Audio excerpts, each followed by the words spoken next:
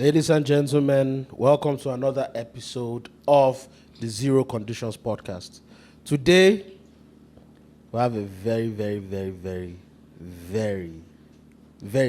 how many varies? Like 1 million now. Very, very powerful guests. Legend. OG. Okay. Producer extraordinaire. Musician. Ambassador. What else? Afrobeats jigger. Afro jigger. Shout out to Ladipo. I'm gonna take that. You take that, right? I'm gonna take that one. I like that Period. one. Afro jigger. Period. We have the one and only Harmony Samuels in the building. Make some noise. Make some noise now. You don't want clap for me again. I don't understand. You know who this man is. Welcome to our show, Chief. Okay, I almost wanted to ask which person they talk about. Like, do you understand? I thought this person sound old and ready to die. No. I appreciate it. You don't have thank to you so much. You don't have to be old to have a very healthy resume. You've done incredible things. I appreciate And that. we are not just proud All of glory to the Father above, you. man. Yeah. We're not just proud of you. We have enough of you, to be honest. Like, if I'm going to be honest. Like the CV speaks for itself. Amen. And I don't say that very lightly. Like, you deserve this and more, to be honest. And the stories have to be told. So it's a privilege to have you on this podcast, sir. It's a privilege to be here. Thank you. You guys, thank you for having me. Yeah. It's an honor. How's Nigeria been for you? Man. I love Nigeria, man. Yeah. I love it. I actually, the first time I came, which was 2022. Wait, that was the first time? That was the first time. 2022? Was my first time. That December when I saw you? Yes, sir. No that was fucking the first day. You can curse, by the way. Yes, I appreciate that. That's good to know. That was my first day ever being in this country. Wow. And it was an overwhelming experience because obviously I'm Nigerian through and through. I was raised Nigerian. I speak Yoruba. I even speak Ondo a little bit. What? You know what I mean? So. Ologo my there. KT. Okay, fair enough. Melody, like me, didn't know that. Like, the first time I met you, I said, "You are Nigerian?" You said, I'm on Yoruba, and I was like, what? I was raised like a real Nigerian. In my mother's household, your name was Olakule. You know what I mean? Even though that's what they named me, Olakule is what they called me. Yeah. You know? Like me, Melody didn't know that you were Nigerian. She thought you were American. Nah, I'm not even American. I'm British. Exactly. First. Oh. I was born in London. Yeah. Yeah, I was born in London, raised there. You could say I spent half my life in the UK, half my life in America, and now I'm spending the rest of my life in Africa. So where do you live currently? Los Angeles. So you've lived in the UK and you currently live in America? Yes, ma'am. Which do you prefer? That's a good question. I love London because it culturally gets me, but I love LA because there's so much opportunity. In LA? Yeah. And I find that... Just America in general. When people talk about Afrobeats generally and the home of Afrobeats away from Nigeria, people give a lot of credit to London for the exportation of the sound. Yes. But I don't think that people talk about America enough and the role or the impact of Afrobeats in America. And as someone who lives there, tell us about Afrobeats in America. What's the culture like? Unfortunately, America's late to the party. And I say that because I lived there. So when we were doing... So, for instance, in 2010, I made Kele Kele Love for... Oh, we're going to get there. For Tiwa Savage, right? Mm-hmm. And when I made it, those guys were looking at us like, what's this? That it was like, they were strange to them. They didn't even understand the dialect between Lamba, Yoruba, and English. Like, it was just confusing to them. But on the flip side of that, they wasn't even receptive to British hip-hop. And I was working with Chipmunk at the time. Yeah. I know that. And so you have to understand, for me, I was an outsider that was trying to bring something to the table that was different from what they already, but they were very regimented. It was hip hop, it was R&B, it was country, it was soul, it was pop. That's it. They wasn't trying to experiment. They experimented a little bit with dance music, obviously, because David Guetta in that time. Yeah.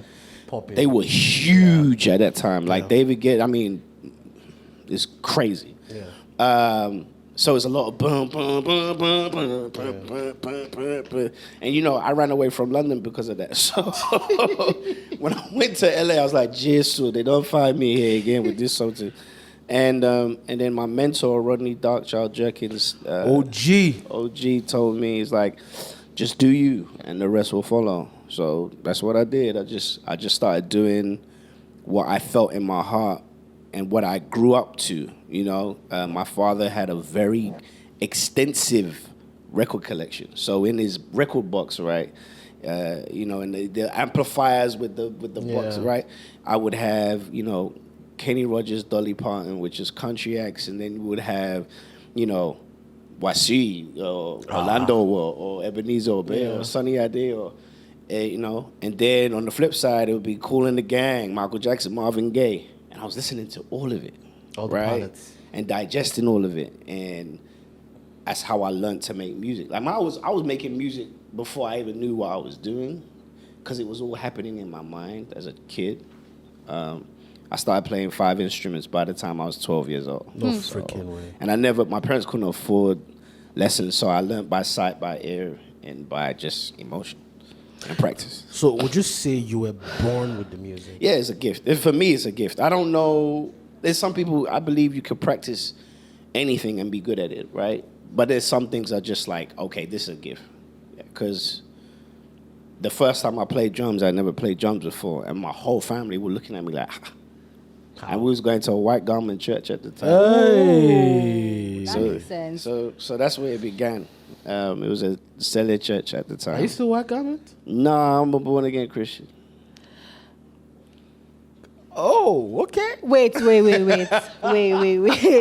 So you... I feel like there's a lot of discovery going on, right? Yeah. So wait. So you grew up in the white garment church? Yes, man. Sele. Sele. Mm-hmm. Now you're an adult. You don't attend white garment church. No. You're now born again Christian. Yeah. But people who attend like Sele be like they're also born again Christians. So you don't think they are born again Christians? Well, the born again culture that I grew up in was very much come as you are, right? And wear the clothes you want to wear, and you know, the cultures were similar, but there was a lot of differences. You know, they didn't have the ashes and like the hymns, and there was certain traditional things that happened in white garment churches, trajectories in which the service went, and even just sonically how music was heard is very different from the born again church that I grew up in, which was like New Covenant, Redeemed. Okay. You know what I mean? So the culture changed over time. So still the same God we believe in, but you know. What led you to move away from white garment culture? Because I personally feel like the greatest artist development regimen in the world, not just in Nigeria, is the church. You are not lying, sir. The church. Yeah. So, how and why did you move away from that part? I didn't choose to. When I was, we stopped going at the age of like, I think we was going from the moment I was born. I guess I grew up in white garment church as long as I knew, and I think by the age of 8 and 9 years old, we stopped going to white garment church. And then it was interesting because we didn't go to church for like a year or so. Yeah. And then my dad and my mom just pulled up to this church one day. You know, remember I did like pull up. You know, we asked it's funny because I laugh because we asked questions. It's like there was a lot of answers we didn't have. We just followed them. Wow. And Did Jare, wake up, we're going to church. Okay. Then you got dressed and you went with your mom to church. You didn't know where you were pulling up to. I'm thinking we're going to white garment. You didn't carry the white garment. Where are we going? We pull up to a church and it was just new. It was kind of like sound similar, more English than Yoruba. Music was kind of different. No garment. Everybody seemed younger. Fair enough. So it was kind of like a youth service. Yeah. It kind of became like, because my parents were still young at the time as well. They were like mid-30s at the time. So I kind of think they found like a new wave for themselves, and they was like, this is where we're going. And then I grew up in that culture, you know. And at that point, when I went to that church, music was significant to me. At that point, my ears were just like anything music. So when I went in there, I was like, I'm not going anywhere. It's finished. What was your first knowledge of when you discovered music? The first knowledge? Well, I don't know if I was 13 years old when I discovered I wanted to be a music producer. Okay. And I just transitioned into a new secondary school, and it was called St. Columbus. And when I went to the school, it was a Catholic school. It was a Catholic white school. So there was not many black boys, and there was definitely not many Nigerians. So it was, and you know, a lot of people was like, yo, man, you could switch your accent from, it's because I grew up in so many cultures. I was fostered for 3 years. So I lived with a white family as a kid because my parents couldn't take care of me because they were in school and just studying, and they were trying to figure out life. So they had to give me up for a couple of years, you know, so they can get themselves together. And, shout out to them. You know what I mean? So shout out to mommy and daddy. They did an amazing job raising us four. But 13 years old, walked into class, and it was like, oh, you got music class. And we never really had music class before that. So I was like, music class? I mean, I love music. The only music I was seeing was in church. Yeah. So I walked into music class, and there was keyboards everywhere. And I was like, and so it's like I'm obsessed at this point. I'm like, and then my music teacher, God bless her soul, Miss Ryan. R.I.P. Miss Ryan. She said, so I just went to the piano and started playing, and she said, who taught you how to play? She just seemed like I played so fluently for her. She was like, who's teaching you how to play? I was like, oh, I've never been taught. I just hear it and play. And she was like, so you play by ear? I was like, I guess so. She was like, let me show you something. And she took me into what we would call a studio, but it was very like basic. I mean, it couldn't be more basic. It was a keyboard, a computer screen. It was an Atari 64. And we used to use floppy disks to change. I'm showing my age. We used to use floppy disks to change, you know, sounds. So to save your music. Anyway. The fact that I said floppy disk. Floppy disk. Bro. I can't imagine last time I heard Do you know that. what floppy disk is? Floppy disk. To save one song, 10 floppy disks, right? And then she was pressing record, and then she was playing an instrument, pressing record, playing an instrument. I looked at the room and I said, what did you just do there? I said, you could record different instruments and play it back to yourself. She was like, yes. So I'm figuring this out. So I'm like, so it's like your own band. She was like, yeah. I was like, can I do that? She said, yeah, try. From that day onwards. It's over. I was there morning, noon, and night, to the point where she gave me the key. I was in there so much, like I would come home late from school. Mom, where have you been? You disappointed. Remember, we didn't have cell phones. Yeah. So I have to run to a phone box. Mommy, I'm on my way. Oh, I had to do something to school. So they were like, why is this boy coming home 6 p.m.? Yeah. School finished at 3:30. I was in the music studio. I was obsessed, bro. And I figured out that I just knew I loved making music, right? And I was like, I could hear things, and I was like, I want to try and figure out how to make what I'm hearing, you were hearing come to life. Yeah, I was hearing sounds. sounds and ideas and songs because I would write poetry and stuff. And one day my teacher, so after like 9 months, we're coming to the end of school, and she was like, can I talk to you? I was like, yeah. She was like, you're in here a lot. She's thinking something socially is happening to me.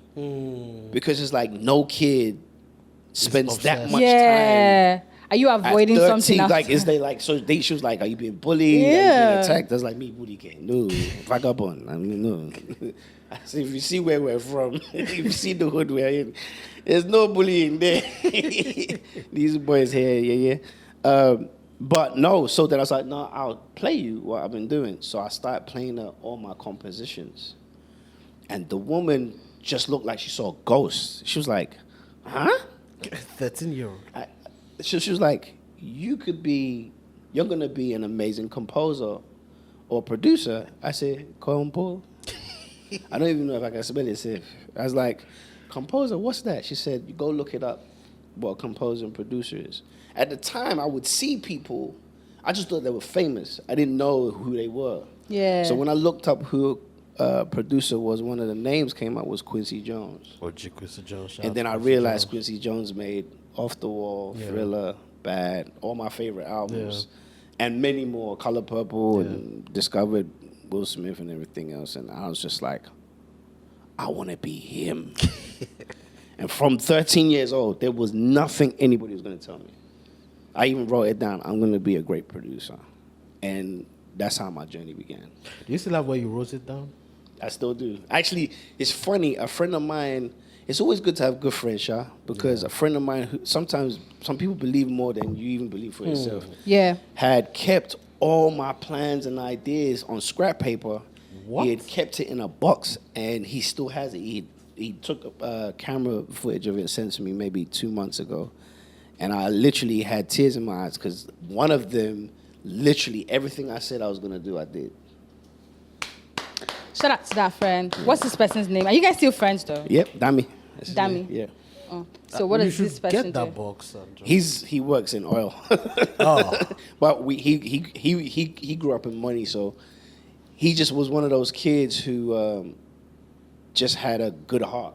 And just like always just would see me play in church and be just like, bro, man, you just different. I'd be like, nah, I'm cool. It's like, I just love music. And then he was like, nah, you're going to be great. And he literally like, still to this very day, just like, I'm proud of you. He must be, because he saw it from the start. Yes, actually. But when you went to live with the foster parents, how old were you at the time? I think I was about a year old, and I think I was there till I was like 3. Oh. Yeah. Oh, you were just 1? Yeah. So you didn't have any consciousness of it? No, I did. That's the craziest part. You'd be surprised what a child remembers. But I just remember being dropped off, and like every once in a while they'll come pick me up, and get dropped back off. This was in London. This is in London, yeah. Are you still close to the foster family? No, I haven't seen them since. I mean, we've moved so many times since then. Then my sister was born, which she's after me, and then my 2 little brothers was born, and so life has grown since. And Nigerians are interested. They're not as older Nigerians. They're not trying to stay connected. We're trying to move on. Are they Nigerians? Who? No, my parents. I'm saying they were just trying to move on, actually. on to the next thing. Okay, we are finished here. Bye-bye, thank you. They've forgotten you. Did you ever live in Nigeria as a kid? I never. Listen, the first time I came to Nigeria, I'm telling you, it was 2022. So most of my life, and the only reason why I haven't been here is because of bad PR. Tell us about that.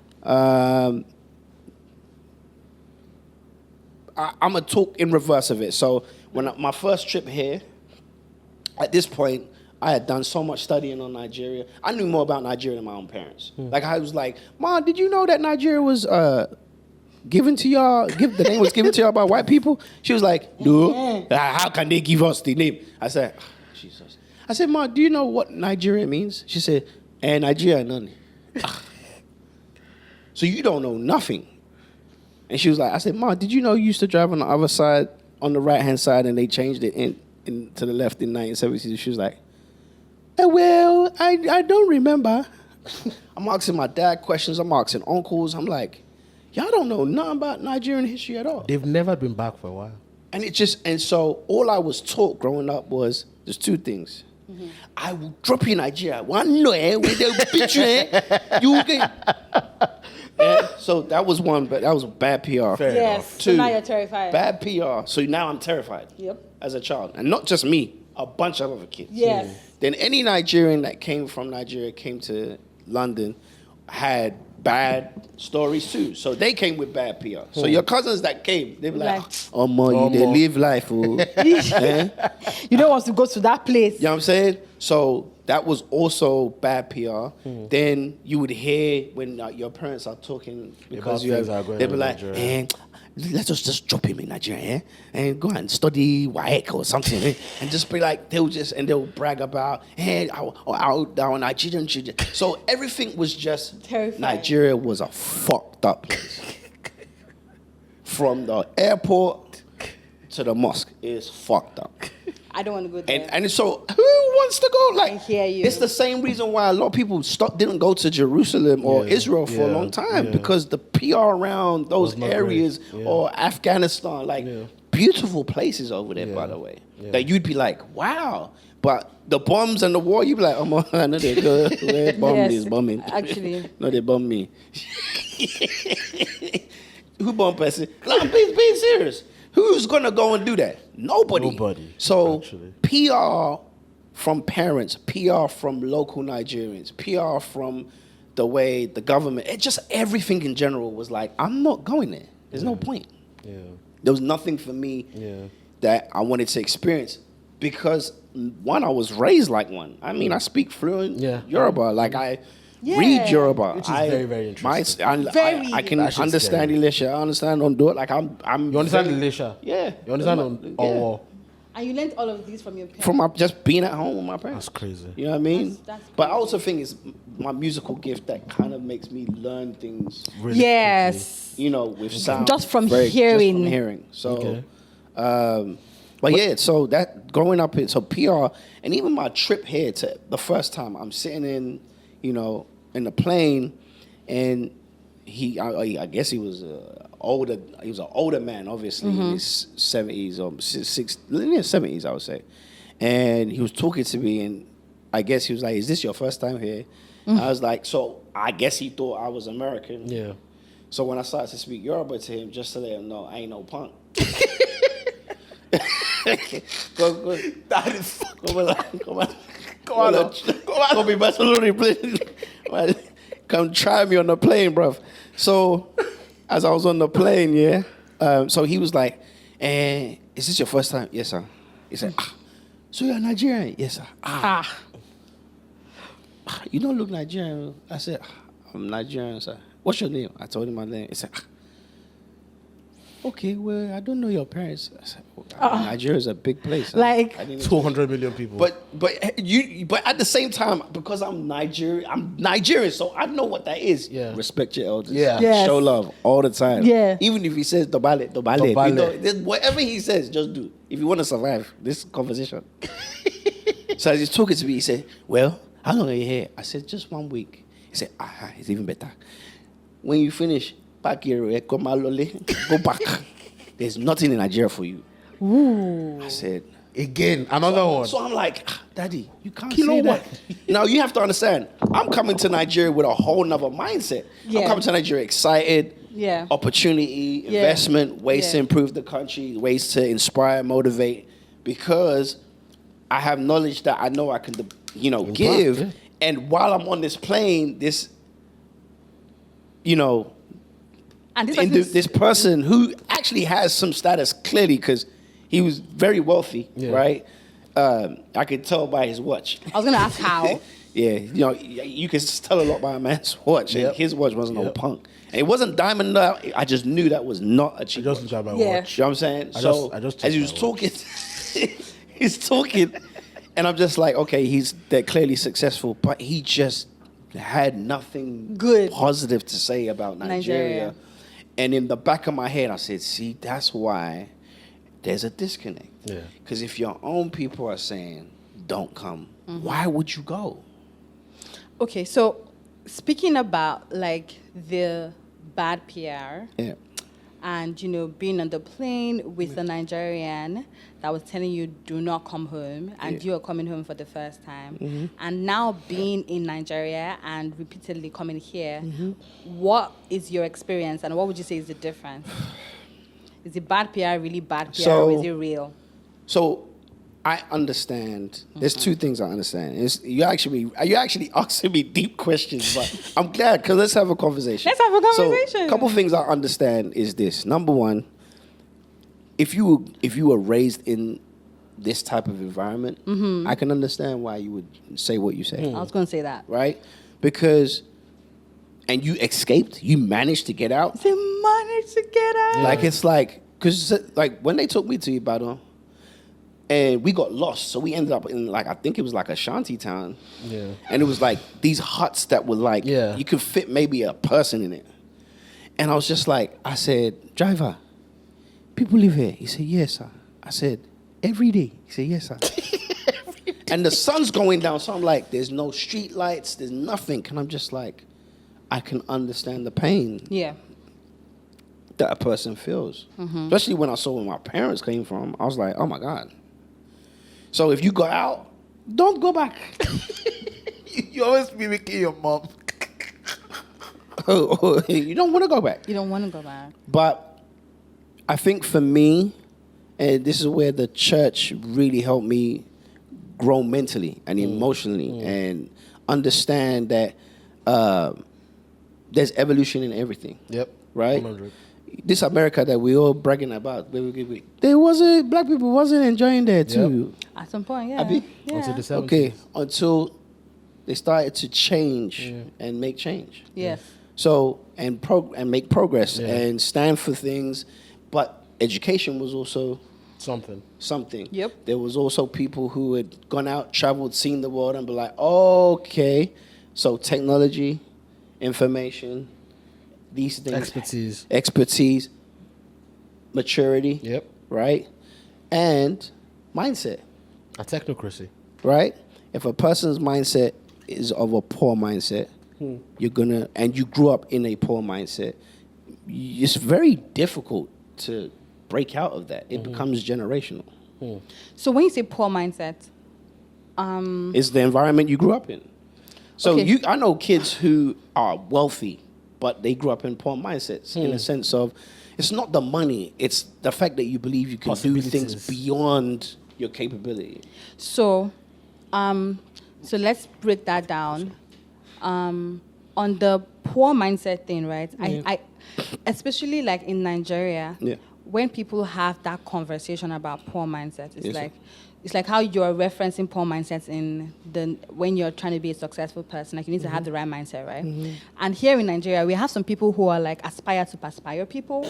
That's what you call them, like motivational speakers. And they just come and say, "Oh, for you to succeed, you need to have the right mindset." Yeah. But I sometimes struggle. How do you get the different mindset? I struggle to. I find it that when people say that, I'm like, please, that's so. It's a corny line. Yeah, it's very corny because it's like there are people who have like the right mindset. Yeah. They know what they want to do, but they are in the wrong. Yes, they're in the wrong environment. So sometimes when you are trying to talk to such people, maybe like people who are like underprivileged, they don't have the resources that you have as a successful person. It feels very disconnected when you're telling them, "Oh, you need to have the right mindset." But it's like, I live here. You are privileged, so you can come back and tell me about the right mindset. But I don't even have the tools to get out of where I am, even with the right mindset. So it's like, how much mindset can you have that can take you out of institutional poverty? Yeah. And I second you with that, because even though I had better opportunities in the UK that were far much better than here, there was a mindset that I had to break. Because you didn't grow up with money as well. Because I didn't grow up in money neither. So I had to break a mindset. Here's what I learned about breaking mindset. Number one, all those motivational speakers are people who go around, are people who, no disrespect, take advantage of the poor by hyping things based on value of who they are and where they come from, whatever, and kind of cashing out on it. A real motivational speaker tells you about mindset, but then gives you keys, codes, and ways to apply those things to adjust your mindset. That's what true motivational speakers do. So not only do they go through something, not only do they tell you something, but they break down how they got through their process, right? And sometimes, and they also work on how to help others break their mindsets too, by creating opportunities for them, right? Like my little brother over here, like he met me on the internet 2018. He doesn't know me from a can of paint. Who's that now? Makine. Ooh. And I've been mentoring him for the last 6 years. Is he a producer? He's just a musical guru. Like, he loves music. He's an A&R, and he's got a great ear. How did you meet him? He hit me on Instagram. He texted you on Instagram? Yeah. Randomly? Yeah. How did you know about H Money? So I met Harmony in 2018, 6 years ago. I texted him via Instagram, and then I found out that he was the one behind all these, popular songs that I loved, that I had been listening to. And at the time, I just started to feed my curiosity on music producers and music in general. So Yeah. it took off from Instagram in 2018. Man, I think I need to. You see, I need to start, messaging random rich people on Instagram. I need someone to come. I need to. Maybe you can help your life. You understand? Like, I'm tired. Here's the thing. I need a rich person to message. I will send you a message on Instagram. I will do that. Here's the thing. I'll do that. It's not like I gave him like $1 million.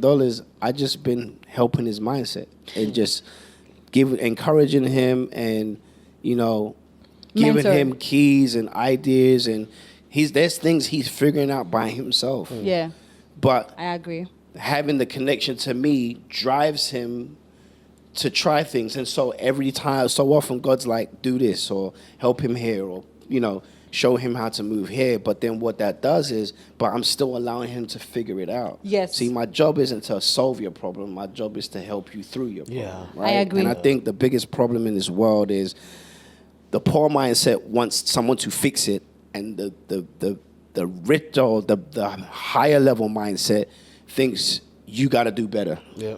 Yeah. And there's nothing in the middle where everybody can sit at a table and have a conversation, Yeah. right? There's no right and there's no wrong. You can't blame someone for the environment they're born in, Yes, right? you can. But you also can't put your nose Shame up them. because you had the privilege of being born In a different a environment. white-collared environment. Because what I've learned is this: be careful of the people you laugh at as you are growing up. because when Yeah. you're coming When you're down, coming down, you you're might have Me to too. see the same people. I And that's agree. happened to me. I'm a prime example of that. There was a lot of people who laughed at me, clowned me, make jokes about me. Friends, cousins, people who was like, you ain't- Dr. Dre. you're not Wannabe. going to be anything. You know what I'm saying? Like, I get it, man. Like, people who really just didn't want me to become the thing. And then one day, Yeah. they just saw me on television And you're like, who? with Chipmunk and Chris Brown. Then it was Michelle Williams. Then it was, Tiwa Savage. Then it was Ariana Grande. Grande. Then it was Janet Jackson. Then it was just like, wait. Wait. What? How did you get there? And it was just me changing my mindset. It wasn't like anybody handed me anything. I just refused to take no For an answer. for an answer. That's mindset one. Don't accept no. Right? It wasn't even that. Did someone do? And God always provides. One thing once you start to click in your head no, right? That I'm not accepting no. It's like God hears that and starts to give you little Leeway. things that lead Yeah. you to things. See, like I said, if the poor mindset can open themselves up to the journey, Yeah. they'll win. This is the journey they don't want to experience.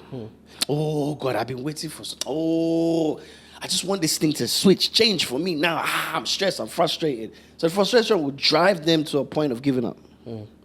But instead of understanding that this success thing that we did talking, it's not the success that you're going to enjoy. It's the journey to it. After I became successful with so many billboards and plaques on my wall, I remember one year I had 2 #1 albums. I was depressed. What Because year was this? 2014. Okay. I was depressed because I realized I'd worked so hard and I still wasn't enjoying my life. So I had to find purpose. That's when I started to put my mind towards where I came from. It's like, there's got to be more than this money and this house and this cars. It's like, after a while, it's just like, is this it? This is what I've been fighting for. So now I've eaten all the bread. I drink all the drink. So I've been to all the parties. That same money is not enough. Money is not enough. I need to have the money first. But Here's the thing. Money, there's the thing, and I told this to everybody. Money is valuable if used in the right way. It's also violent if used in the wrong way. If I put a gun here, I've owned, in my house in California, I've owned a gun for 10 years. Never used it. I haven't shot it once. It's been in the case. It's been there. Because my mindset is, I don't need to use it. It's there for my protection because if an intruder need comes to in, use it. but my mindset isn't to use it. Now, a non-gun owner can cause damage by finding a gun and shooting 10 people. Yes. Because his mind is in the wrong place. So it's not the tools. It's what we do with the tools.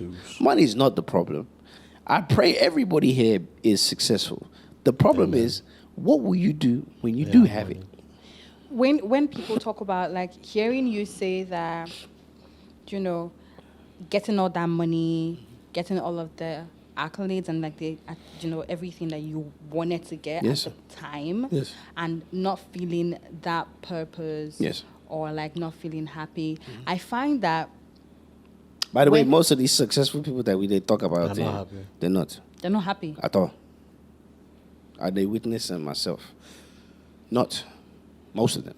How do you define happiness? Happiness is about doing life well. And when I mean doing life well, when you wake up in the morning, every moment that you have is an important moment, right? We're distracted by so much noise. We are. If it's not our phone, it's our business. If it's not our business, it's family. If it's not family, it's Instagram. If it's not Instagram, it's Twitter. If it's not Twitter, it's TikTok. Too much Something noise. is always banging. So you lack appreciation for the life that you have. And what you can't control is time. That's the only thing you can't control. Yep. Time, they pass you. So now it's like, if only I spend more time. If only I spent, that's the most valuable thing. Money, listen, money can come, money can go. You can be broke today, rich tomorrow, then broke the next day. It's as simple as that. But you know what you can't change? Time. It's the only thing you don't have power over. Right? So what I learned a very successful man said to me, value time over success. When you value time, success will find you. If you chase success, it will run from you and you will lose time. As someone who has been around really successful people, and you know, you can billionaires, scary. Do you understand? Like, scary. You work with these people, like you live with these people, and you can come like, guys, these successful people that you will aspire to, like, some of them are not happy. Tell me someone that you've met that is super successful and radiates so much happiness, and you're like, oh my God, I just want to be like this person. Not for the success, but like the happiness. I don't think I have. I can't say I've met anybody that's super successful that is super happy. Let me tell you why I said that. Because problem there everywhere you go. Every level. You see, the problem is this. You can have money. You know what I realized? Sometimes it's when you get the money, is when sickness will go reach you. When you are broke, you was fine. Why was you healthy when you were broke? Because you wasn't eating nonsense. Now you're wealthy. You're just putting meat and cheese and now your stomach is paining you. Now you have cancer. Because what happens, the dangers of success is you get comfortable. Have you noticed that when rich people get rich, they get heavy? They don't look as healthy. They look rich healthy, but it's bad health because it's like you're eating and you're drinking and eating. You're sleeping, you're not working out, you're not taking and you've become comfortable. You're lazy. Do you understand what I mean? Yeah. I don't have to do it. I'm just going to sleep in longer than you would. Where before, when you were chasing 5:30 a.m. 6 a.m. You need gym because if you don't go to gym, you can't stay up. Actually. Do you understand what I'm saying? So the things that are necessary in your life don't matter no more so when I became successful, it was like God was testing me to see, are you really about that life? The life, or are you going to get comfortable? And I got comfortable for about a year. When I was like, okay. I'm okay. Let's flex a little bit. And then he just started to show me what happens when you get comfortable.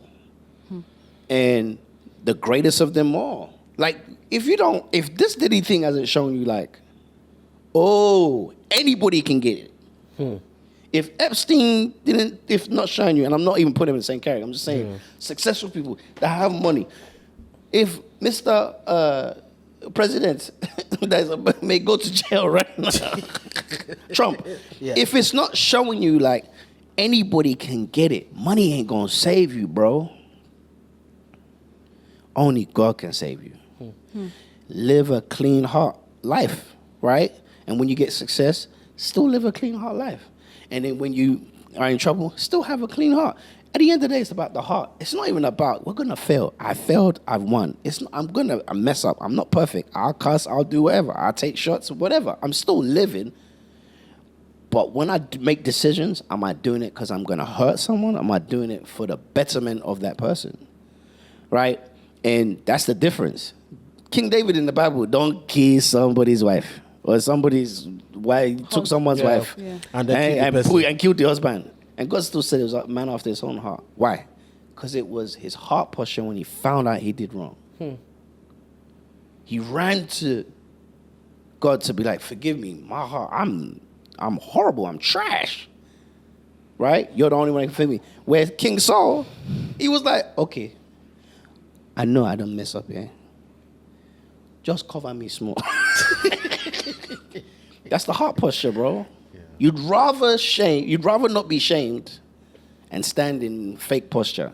And that's what this whole industry is based on. Humility. You know what I'm saying? Wait. The industry is based on what now? Phony imposter syndrome. Facts. Listen, I'm not famous. I'm successful. Yeah. I'm inspirational, but I'm not trying to be famous. So a lot of people don't understand. A lot of the work I did, people didn't even know I did it. Yes, for a while. For a long time. Facts. Yes. And in fact, they're only just discovering it from Tiwa all the way down to In My Bed for Road TV. Champion by Chipmunk like 8 years ago. A lot of people don't even know it's a Nigerian boy. No. I was with some friends yesterday, and they were like, you are the one that did? They didn't even know it's me. And it was like, I've been talking about you for years. And so, but my reason for doing what I'm doing is because I didn't do it to be famous. I did it to try and shift culture the best way I could. Yeah. Because I wasn't coming to Nigeria. I was too scared.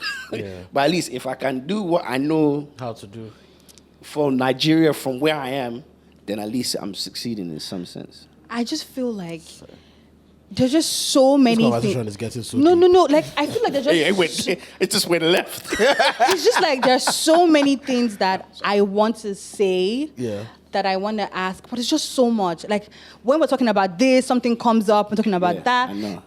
Please. In the conversation where you spoke about, I wanted to talk about mentorship, Yes. right? But now you said something else again. Okay. But I need to say that first. Please. Tonani, someone like you are, like you said, you're not famous. No. You're not. You're successful. Yes. You're more successful. You're more successful than famous. Yeah. And when it comes to like you're not like popular. Yeah.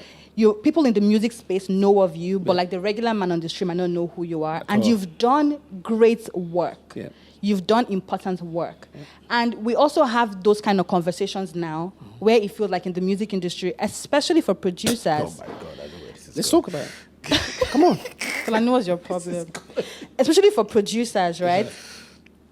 For a long time, it took a while for people to start giving producers what they deserve. Credit, yeah. Especially when it comes to money, signing split. Yeah. Mm-hmm. These guys, producers literally had to fight for these things before, they got that kind of And they're recognition. still not getting it on the yeah, level yeah. that they deserve. Sometimes when producers ask for stuff now, maybe their money, somebody be like, how dare you? Yeah. Especially when they work with like popular producers, they'll be like, popular artists, they'll be like, sometimes they don't even get their names on the credits and be like, oh, you should be happy I even paid you that money. Damn. As someone who has been a producer and has worked with international artists, did you have that struggle? No. That's one. So that means over there, they give producers their money. Yeah. So it's a Nigerian problem. Yes. Yeah, mostly. It's a Nigerian, it's an African industry problem. It's not necessarily just Nigerian. Let's clean that up. Because I know other producers in Nigeria, Africa, it's even better in certain places. Yeah, like South Africa may have got it figured out because they've been more industrialized than most countries, but it's an African problem because you have society, so here's the problem. When you're not instituted, if it's not industrialized and you don't have companies that work in, they're starting to do it now, right? Yeah. They want to do it now. But if you don't have these infrastructures that are in place, then you can't fight the good fight, right? In London, I didn't even have to ask you because I already registered the song myself. Yeah. We all went and we all go and register the song. Yep. Right? So when we register a song, all our names will come up from our own registration. Yep. So if you say something wrong there, in a battle, we be, touch money, I know they touch money. Yep. Ooh. So And you don't want that problem. Yes. Everybody wants their money. So, which one you want there? And you just keep it. That's why it's easier. I'm not saying it doesn't happen, but it's easier. Over there. It's cleaner over there. So I never really experienced... I definitely know producers who have been robbed because the knowledge was lacked. And I feel that's the same thing here. Fear, false evidence appearing as real, is another factor in which producers give up. Yeah, Let me tell you something. I have been in studios where great artists have come to me, superstars have asked me, give me the files. No. One guy was like, we will never work in the city again. I said, try me. Try me. And not only did I work in the city again, he came back and got some more records. Like, I'm like, I ain't got time for this shit. Like, what are we doing, bro? Yeah. Like, this is music. You came to me for music. I gave you my creative knowledge. I'm helping your career. You're helping mine. And now you want to just rub me. And you think you're going to see good. But here's the thing. I'm not so afraid of individuals. You could be Hove. You could be Kanye. I'm not scared to be like, nah. It doesn't work. Because I know God's got more for me. Like, there's nothing you're going to... Let me tell you, the one thing I've realized is if you put man on a pedestal, man will put his foot on your head. Ooh. But if you put God on a pedestal and you make decisions based on your faith. Your faith, it doesn't... Even if the man take from you, he himself will suffer. He won't sleep well. So you have to be willing to make decisions and sacrifices for your own honor, for your own glory, for your own regard. It's we're hungry, and that's the thing. Poverty and fear work hand in hand. Thank you very much. Yeah. Right. I read a book called Outwitting the Devil, right, by Napoleon Hill. Probably one of the best books.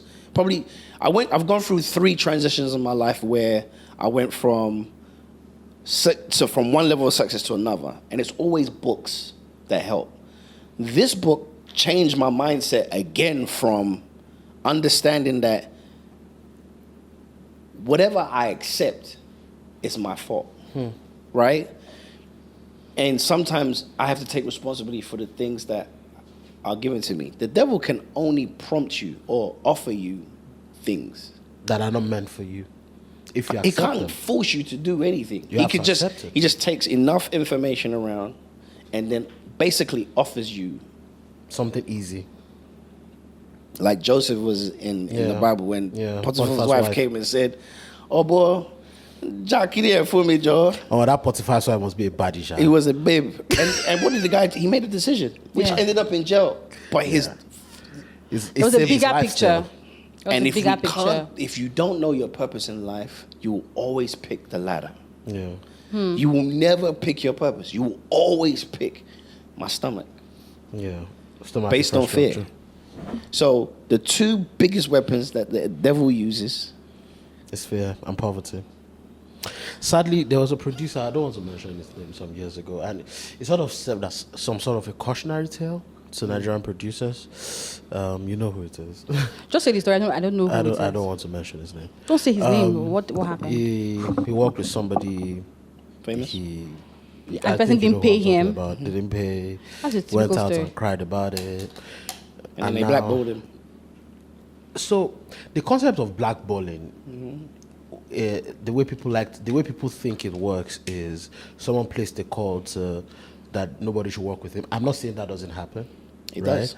But in this situation, I don't think anybody placed the call from what I gathered. I think it's more the industry because the person that you fucked with is so powerful. Yeah, you just people now you're burnt. Nobody else now wants to fuck with you. But that's funny. Yeah. But here's the thing about that.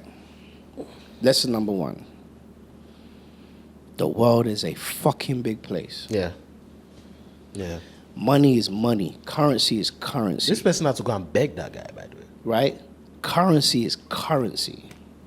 You might not make it here. You see what NBA players do when they don't make it in America? They go overseas. Where they go? Overseas. Why? Europe. Oh. And China now. Here's the thing about Nigerians. There's no place in the world that I've been to Like you've not seen a that I've not seen a Nigerian there. So there's a way. I've been to Alaska and in Nigeria. Inside cold. Inside cold, Nigeria boy. Damn, bro. Oh, God, why? We just they do education. They also. So for me, that's not an excuse. There's no excuse. It's a long road. It's a tough road. But it's going to be worth it in the end. Because once you can feed yourself, feed your family, take care of yourself, and make sure that you never had to experience that again, you're fine. You're fine. But you have to be willing to sacrifice and do what's right for you. Yeah. Bible says, love yourself and love your brother as you love yourself. So if I don't know how to love myself, how can I love you? Oh, on the plane, when you get on, your child could be sitting next to you. Yeah. If plane want to go down, what they say? Put the something on who? Yeah, on yourself. Oh, why do they say take care of your neighbor? So you are number one. If the temple is not being taken care of, then how can you help anybody else? You can't. Decision making is a big part of temple caring. Because if I can't decide correctly for myself, that means I'm susceptible to manipulation. Yep. By the devil. I'm open to deterioration. Yep. Yeah. You can steal my purpose. You can steal my joy. You can steal my peace. Yeah. That means I am willing to do anything. As someone who yeah, it's your faith a lot though. Please God. Yeah. Yeah. You know the Bible says everything. That's why when people say God not there, I just laugh. I say, which person your head for head, look for head, then you go say God not there. The Bible doesn't say so many things, and without those things, you wouldn't even survive. How are we even arguing about this? I feel like when it comes to faith, when it comes to people who say that there is no God or just faith generally, I think that we can. This is just how I feel. Yeah, go ahead. Even as someone who really believes in God, I feel like as human beings, we can question a lot of things, especially with the way... I don't blame people who question faith. I don't blame people who question if there is a God. Because... I do. You do. That's fair. Which is okay. I don't blame them, sort of, because I feel like for people who are underprivileged, who feel like, okay, I've spent all my life struggling, some other people are privileged, they're living a better life, and why should I believe? Right. And that's one. Then also, as people who have to interface with with some of the preachers that we have in Africa or in Nigeria, when you hear the kind of things that they say, when you hear the kind of conversations that they have, you're like, is this what God would say? Jonathan, is this what your religion, especially for people who consume religion from a leadership perspective, not from knowing God by themselves. So it's like, you're hearing this person saying this, you're hearing this person saying that. These days, when you hear the kind of things that some preachers say, you're like, this can be what God says. It's like, with the level of poverty that we have in Nigeria, we see here pastors come and say, why are you giving 10% of your tithe? You are supposed to be giving 40%.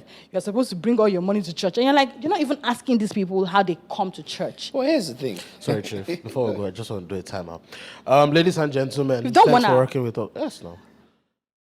Fast, sharp. We are flowing. We're flowing. Thanks for working with us for the past 1 hour. We're about to go on a break now. Whatever you miss is going to be out on YouTube on Monday and out on all streaming platforms. In the meantime, the conversation continues. Thanks for rolling with us. This episode was brought to you by Chivas Regal.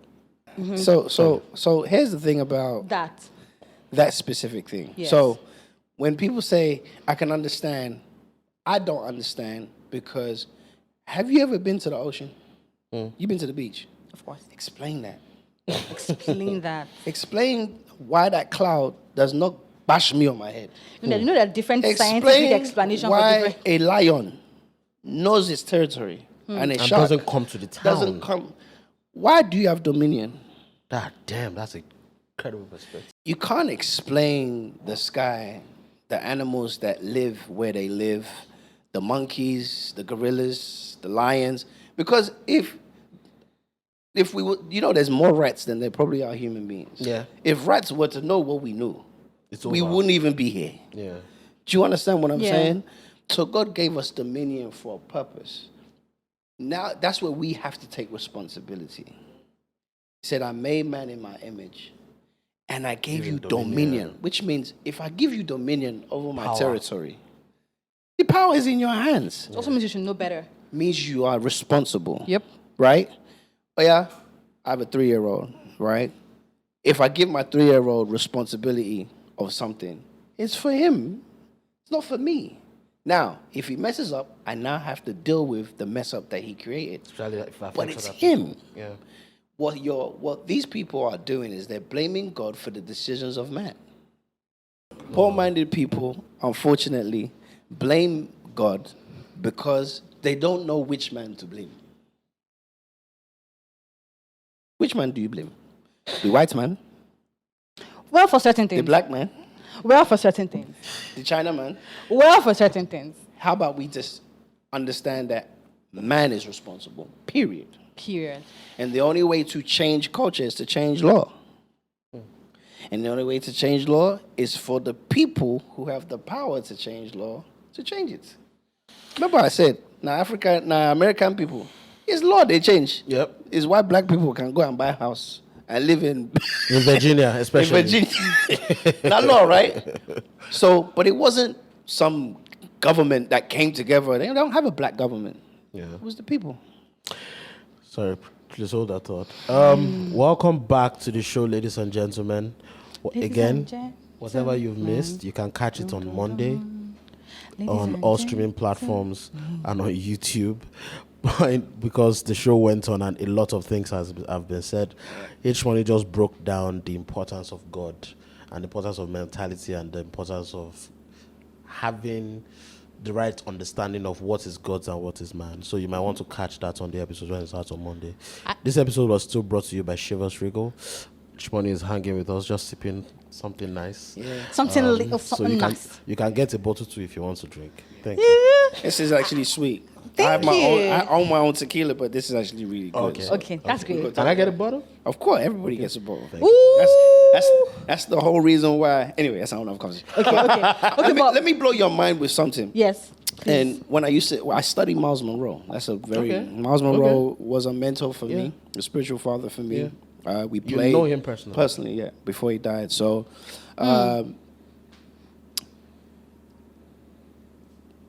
When Moses, and I tell this story all the time, I was like, yo, you love the story of Moses. Let me tell you why. Because there's something significant about the children of Israel and us as Nigerians. Something very significant. Almost like I feel like we are them, right? Kindred spirits. Their mindset, their power, their strength. The spread. The way they grow was so dangerous that the Pharaoh was like, I don't like this. Same with Hitler. These people.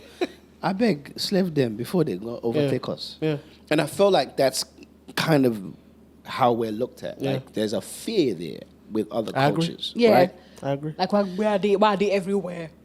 If Moses was raised in the house of his mother, what kind of mindset would he have? A slave one. So this is how genius God is. Not only will I save your life, but I will let you be raised in the house of the enemy, so that you don't learn have his ways. You learn whose ways? The king's way. Yeah. You learn. You're not up. You don't have a poor mindset. So you're a king. You're a leader. You're a king. You're a leader. That's the only way they were gonna have the conversation. Moses could not lead the people as a slave. He had to lead the people as one of them. So when he grew up with the Pharaoh that became Pharaoh, Yeah. they grew up together. Yeah, right? they grew up together. That was his mother's. Did he talk brother. to him like, brother? No. He talked to him like, I know you, bro. Yeah. I know you, fam. You don't even deserve this shit. Like, bro, do you understand what I mean? Yeah. They were on the same level. That's changing the mindset. That's how you conquer and you change and you shift. Here's another part that no one knows about that doesn't understand. God will give you the experience before he gives you your purpose. 100. Right? Moses, 100. after he left the kingdom of Egypt, was where for 40 years? It was in the desert. The desert for 40 With years. who? That's where he met his wife. Yeah, his wife. And, When they left Egypt, where were they for 40 years? They were in, on the road to Canaan for 40 years. Moses was already prepared. For 40 years. Oh, wow. Okay, so Wait. Let us think. Do you understand what I'm saying? So how can I lead if I don't experience?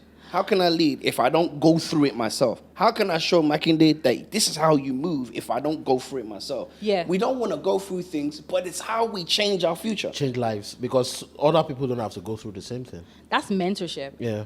Right? But that's also mindset. Yeah.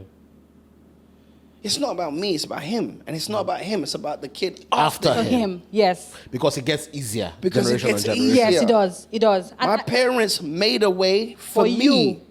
So you made a way for your kids. So I gotta your make kid. a way Other for people. the kid. Like, he's not my kid. But you're making a way for him. But if I can help him, he's gonna help another More kid. kids, yes. Because now he has the blueprint. Yes, he does. He might just have better knowledge. He might just have better experience. Because now there's- he might just have yeah, better technology. yeah. He may just have better opportunity. He may just be able to do things. And that's how we shift culture. And that's how you change generations. That's how you It's change literally from one person. I wanted to Facts. say two things, right? Number one, people, I firmly, so I'm Christian as well, Yes, sir. right? And the one thing I believe is, number one, your relationship with God has to be personal. Say that again. Your relationship with God has to be personal. It can't 100. It can't be what someone is telling you. Yes. You have to go figure it out for yourself. Like Yes. what it looks like. Yes. It might not work for somebody Might else. not be the conventional It might not be way. the conventional way. Yep. But it's your way, and that's it. And Your that- and God relationship with gets God it. is personal. God gets it. God And gets loves it. Let me it. ask you a question. Yeah. Where in the Bible does it tell you? So, God, Jesus, Yeah. Holy Spirit. Yeah. Jesus dies and leaves. Yeah. Leaves us the Holy Spirit. Yeah. Where in the Bible does it tell you how to have a relationship with the Holy Spirit? It does not. So wait. The only way to have a relationship with the Holy Spirit is to have a relationship with Yeah, the Holy Spirit. Yeah. But you know Which that. means if I was raised with, I'm the oldest of four. Yeah. My relationship with my dad is not the same as my sister's relationship with my dad. For sure. My little brother's relationship with my dad is not the same as Yep. right? Which means if I have a relationship with my father that's different from the other, then my whole relationship with the Holy Spirit and yours is going to be very different. You're going to be closer, I may be further. You may be closer, I may be further. farther. He may be leaning on you, Yeah. because he knows more than I do. Yeah. So when we try to compare, that's where jealousy comes in, that's where envy sets in, and that's why we try to, why is he doing better than me? Yeah. It's not about that. You don't know where he is in his relationship with the Holy Spirit. You don't even know what he has done. We You don't even his know journey. whether he's being tested. He may fail. Yes. There's so many things I was like, God, why you never give me this one? And then when everything pafuka, I say, sorry, I get it. I get it. Do you mind times I've said, I Get it. So No, when, no, sorry. Oh God, Tola, I'm going to so forget my sorry. chain of So thought. sorry. No, Okay. no. But I wasn't. like I'm No, done. I'm going to forget my chain But I of wasn't thought. done with what I was not saying. going But to. now I love it. I'm going to forget my chain of thought. So wait. Now, with everything that you have explained when it comes to like religion and everything, do you see what, especially how you and Tolani spoke about the Bible, do you see why, like you mentioned that even in the Bible, it does not tell you how to find the Holy Spirit. Do you see why people who are like coming up Christians Yes. might find fault in just following the Bible and listening to preachers? Of course. Yeah. Because The Bible does not, also, I feel like it was written by men. I mean, like human Yeah. beings. it was Yeah. reciprocated by So men. I don't Yeah, even it was think definitely- that it was definitely they might have. regurgitated by men. We're human beings. We have emotions. So I feel like Yeah. there are certain things that they might have added to it that might not be what God said. But here's the thing. It's not even about the adding or the Bible. taking away. Yeah. I call this, I can write a story, you can write a story, you can write a story. If you really Only think about it, the ChatGPT New can write a Testament story. is about 5 different stories of the same story. Yeah. Right? Peter, John, Yeah. they're all telling the same story because they were all there, but they Yeah. all told it from different From their perspectives. perspective. Yeah. And there were So- different books that form the Bible. It's not all the books. Like the Catholic Bible is It's different. different. Yes. There are It's some books of all Moses. Yes. perspective. Yeah. Here's the thing you can't change though. God. God. That's number one. Yeah. That's why he said, I go leave you with Holy Spirit too. Because all this other thing, I can't give it to you. Yeah. I can't say it's me. But now Holy Spirit is how you're gonna find me. That's number one. Number two, there are codes in the Bible. You see quotes that they use. Yeah. No profession against me Yeah. shall prosper. Yeah. Faith without works is dead. All these quotes, I call them algebraic equations on how to maneuver in life. Because those codes, when you say faith without works is dead, that means don't be lazy. You Yep. can say, I believe, and sit in your house till morning tonight. I'm believing now.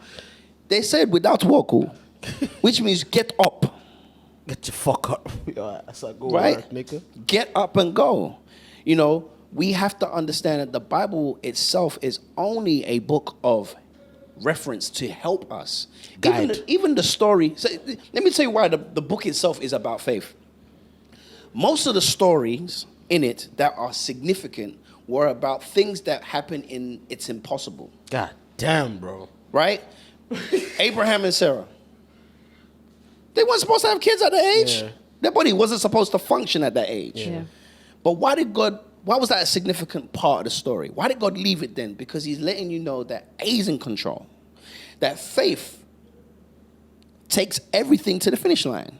But here's the problem. When she got given the word and he got given the word, right? Because we're going to go into another conversation that's deep as well. When he got given the word and she got given the word, she didn't believe, so she made him make a mistake. To get her Which slave became brethren. costly. But anything that costs has a lesson to it. So he has a baby with A slave. and then God says, oh yeah, get them. He's got to go. Yeah. Because now the wife that told him to go and do this something is now upset Yeah. for the sin that she asked him to do. Yeah. There's a lot of lessons in that, just that little bit. But here's one of the greatest things. The training that he had was when he told Abraham to get rid of his child, I'm sure it was very difficult Yeah. to let his child leave. Yeah. But when the second time came and God said, oh yeah, get rid of your child, he didn't even ask his wife. He took that child And because he wasn't going to make the same mistake mistake. twice. Here's another thing that we need to learn from that story. It's not my responsibility the decisions you make. And it's not your responsibility the decisions I make. Yep. Abraham should have known better to not listen to his wife because he heard from the Holy Spirit himself. That's why it's important that each person has a relationship. Because when his wife made the mistake, he followed. But he had to deal with the consequences of the mistake that his wife made. Same with Adam and Eve. God didn't tell Eve, don't eat the apple. He told Adam, don't eat the apple. So it was his responsibility to make sure that he followed what God told him. Yeah. But because he didn't, we all suffered. Do you see what I'm saying? Yes, I do. But then at the end, but this is why God is so beautiful. He still redeemed them. He still forgave them. He still gave them what he promised. Yeah. His word doesn't go unto him void, right? Abraham still had the son that God wanted him to have. So God tells you. Through with the woman that he told him to have. So if God says it's blue for you, That's just listen it's to blue God. for you. Yeah, literally. If you now don't believe, that's your wahala. But when you come back to your senses, it gonna be blue for you. God damn, bro. And here's the thing. He doesn't care about time. If he tell you, if one thing we have to learn in this life is this. Time, and this is where Oyibo people don't kill us. They make us move by what? Dear time. Right? You want to know when I realized that I could never be corporate? Where? I got a job at a bank in West London, and every morning I would pack my bags, pick my bag, put my suit on. And the first couple of days I was just like, I'm wearing suits. I'm going to West End. I'm 17 years old. Mommy, look at me. I'm going to be corporate guy because I wanted to impress them. Yeah. It's not a problem. Never do things to impress people. Do yours. Do what God gives you. Because when I lived my life for 30 plus years trying to impress people, and I almost lost my mind. Codependency is a bad Nigerian trait.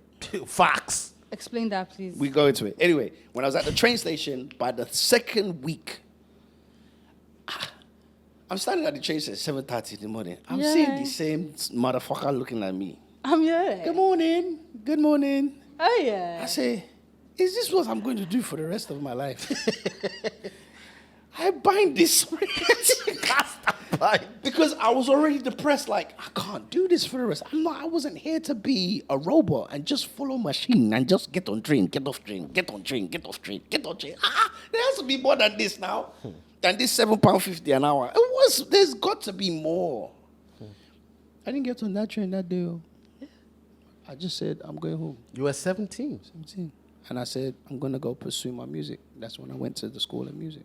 Wait, so you went to the bank instead of doing your A-levels or going to uni? I just finished my A-levels. I was going to leave uni for a year.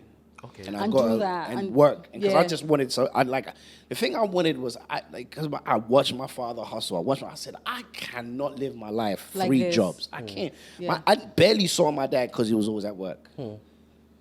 Fagburu. Work. He'll wake up in the morning. I used to go with my dad at 5 a.m. to early morning where he'd go and clean some office building. And then he'll come back, sleep for 4 hours. We have to be quiet in the house. Shh, your daddy's sleeping. Because if you wake he's up, so that's tired. you're making noise. Daddy, I just put plates in the sink. Oh. So I saw how frustrated he was, how upset he was, how hurt he was. And then my parents never had the best relationship because they struggled. They lived in strife. Are they Right? still together? 45 years. God damn, bro. Right? And they struggled. So, but all they had was each other. Where they gonna go? All Where they they had was gonna each other. And they got 4 kids. 1 with Down syndrome, by the way. So, there was a lot of strain. That's why a lot of people's like, London is not as sexy as we think it is. No, it's not. It's hard, dude. It's not. It's definitely not this, but it's hard. It is. And it's a stepping stone to a better life. But man, if you don't know what you're doing, you're just gonna find life yourself might not in change. poor mindset again, doing the same Same thing thing. again. No progression, and the little that you gain that's a little better than here, and then you start hearing crazy stories. So now you're confused. Now you've lived in London 10 years. Now everyone's like, we enjoy Nigeria. Yeah, we got cooker, we have cleaner, we have driver, we have something, we have Bro, this. So now I'm sitting in my London house confused, like, so which one is it? Which one is it? Bad PR. You see what I'm saying? It's just people It's talking. just confusion. I feel like we've spoken so much about so many things. Like this conversation Like- just went, and I actually think this is the pocket that I was meant to get into. But Because I thought we were talking about my career. actually, Bro, but I'm actually let's excited love about this. this. let's talk about the music. Let's talk about the music. No. Here's the thing. Actually, I don't care about the music. The music is why I got in this seat. But I really I came here to talk about Different things. life I hear you. and culture, and us as Nigerians and Black Africans across the world. Like, Yeah. we're so discombobulated and disconnected. Discombobulated. I know how, it's frustrating to see. And because I'm so Nigerian living in LA, I fuck people's heads up because it's like, I can't deceive you because you can hear what I'm saying. Yes. I can't play you because you definitely know our culture. I'm sure they'll be trying to play you a lot. But then the Americans are like, he know what we doing over here. Then the Brits are like, bro, man, he's one of us. So it's just, I'm very versed and very knowledgeable in a lot. I've Yeah. lived in multiple countries because I was not willing to accept no. I was not gonna stand there and just let them say no. And one of the things that hurts my heart is no matter how Nigerian we are in whatever country we're in, there is a disconnect, right? Where we're not all coming home like everybody else goes home. Like the Asians go home, the Jews go home. Everything they make money financially goes home. Their industry goes home. They're building their home. They're building even the Lebanese that are out here, they're sending their money home. And I'm just like, in Jamaica when I went there, the Indians are over there taking. I'm just Chinese. like, what the fuck going on? Like, why are we building so there. segregated? And I guess that's what breaks my heart the most and makes me want to know more and why I keep coming. Like, I'm coming. You're not going to deter me. The bad PR can't deter me no more because now I'm not even walking in what men say. I'm walking in faith. I have a different picture for Nigeria in my head. What's the picture? Actually, Africa for me is a one nation thing right now. Fair enough. The United States of Africa is what I pray. It becomes. It becomes because you have to understand, outside of the Indians, we are the biggest culture.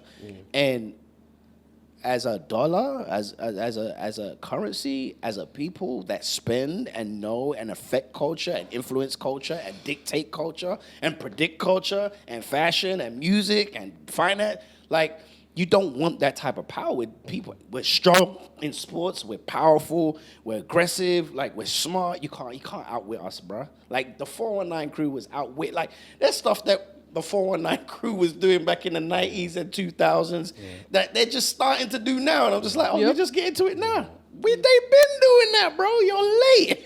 Yep. ó ti late gan. Ó ṣẹ̀ṣẹ̀ já sí.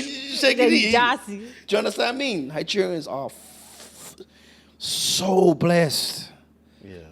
But yet so segregated and so divided, and it just breaks my heart. And then that's what made me do the history, and I was like, oh, we were divided and we were kind of smushed together.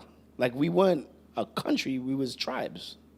And this British guy was like, nah, make a move one and call him land of nigger. FYI, that's what Nigerian means, right? Just so that people understand. Like, it's not a joke. When I found out, I asked my mom, I was like, Mom, do you know what Nigeria means? She said, Nigeria, ain't he? No, Mom, it means land of nigger. She said, no way, God forbid, they will never be. It's like, what is God forbidding? It's a fact. I can show you the documentaries, the books. And they actually sold it. The statue. Yeah. And one of the companies that sold it is still a company in Nigeria. Do you understand? Niger Pop, I get it. Like, I get it. Listen, when I learned and I did my research, and that's what I want the youngsters to do. Know your history. Find out about your country. Know more about it so that you're triggered, so that you're inspired, so that you're motivated, so that you're like, I don't want to accept this. Like, I'm not going to accept. And you know what's funny? I was watching this Prince Harry thing coming over to Nigeria and the scrutiny they were getting for coming here. And once again, the comments on Instagram were so divided on Twitter because it's like, hey, are they lying about Nigeria? I said, why would you even agree with them when they're the cause? At least 50% of it.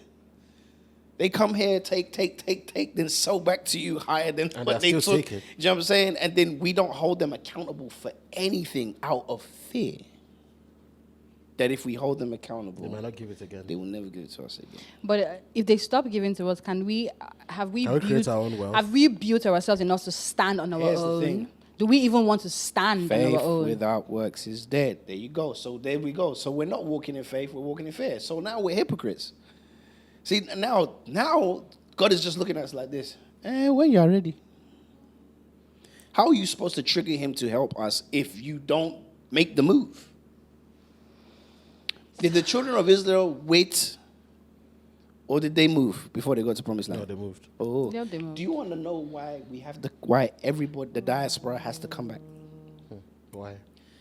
Why didn't God destroy Egypt and give it to Israel? Why didn't he? Because he wanted to take them to a better place. Because he didn't want them to be infected by their culture. Causes. So for us, we have to come home to give the knowledge that we have learned from the house. And that's what built Afrobeats, to be honest. Of course. A lot of IGGB culture, people that came back. I mean, like modern Nigerian music, yes.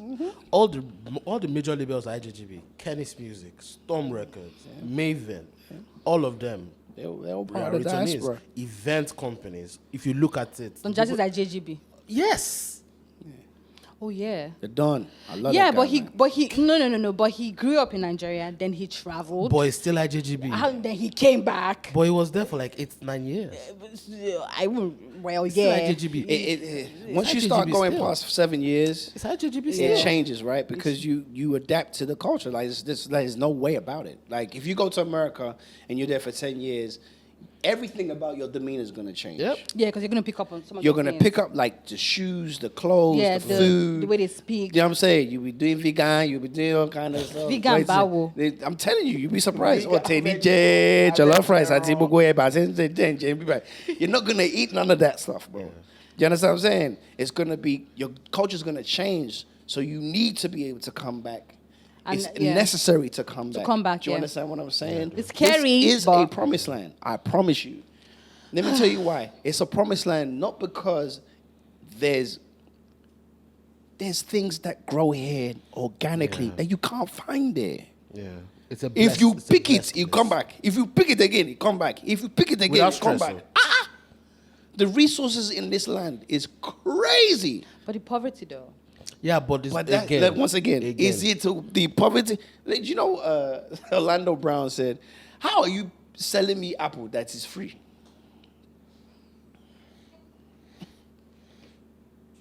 Do you see what I'm saying? Man understands the significance of power. apple that you can just go and pick from a tree. I have to go and spend money to buy it. Sure, it makes sense. Do you understand? We make decisions to stay poor. We make decisions, unfortunately, to allow certain people to do. It's not that it's our fault. It's just that time. They have taken authority and dominion. Those who understood what it meant to take dominion, and they took dominion over the land, over the animals, and over people. He didn't say good or bad. He didn't say good people get dominion, bad people get dominion. No, he said gave man dominion. It just depends on who you are. Do you want it? Who you want to be. Remember I said heart posture is everything. You put a good man in the seat, good things happen. You put a wicked man in the seat, wicked things happen. The Pharaoh that was there before, the Pharaoh wasn't wicked. They lived together in harmony, Egyptians and Israelites, for a long time because of Joseph, right? Yeah, they didn't just enslave him. It was a wicked man that was like, I don't like this. I don't like this. Oh, so what am I talking about now? So I definitely agree that when it comes to like Africa, when it comes to Nigeria, a lot of it rests on like the kind of leaders that we put in place and the kind of, and also the mindset and like the mindset will determine if we're selecting the right leaders. Not necessarily mindset and poverty. People are poor. I feel like when we're talking about these things, we forget that part. We forget that part because people are poor. People are really poor, and it's not gonna be poor people that fix that problem. It's going to be leaders that fix that problem. The leaders that fix the problem. But how poor people can help voting themselves is by those in the middle area. You see people like us. There's a lot more of us than you think. How many people like us? I'm not in the same level with you, please. No, you are. I'm not, please. Whatever you are saying, I'm near you. Okay. You are my helper. Don't put me and you together. I beg my point is, you have access to things that a lot of people can't have. Yes, I agree. We have to be willing to fight the think fight of the bigger picture, man. Yeah. We can't turn a blind eye. As long as they don't bother me, as long as I have roof over my head, as long as I can pay my bills, let me just put my own something there. We can't keep being thieves. We can't keep being thieves in the night. Because here's the thing that people don't understand. God go judge you. Yeah. He go judge you when you get to the gate now. Now heaven that we want to go. You know the first thing someone said, stop trying to impress God to get to heaven. Live right and you get to heaven.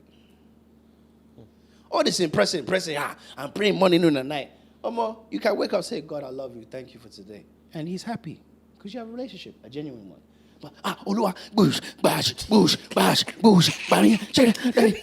Right? And you're doing it most of the night. And you're walking around with the Bible in your hand. And you think you're going to heaven. It don't work like that. God don't work like that. You can't manipulate him. You can't buy your way to heaven. I don't like that.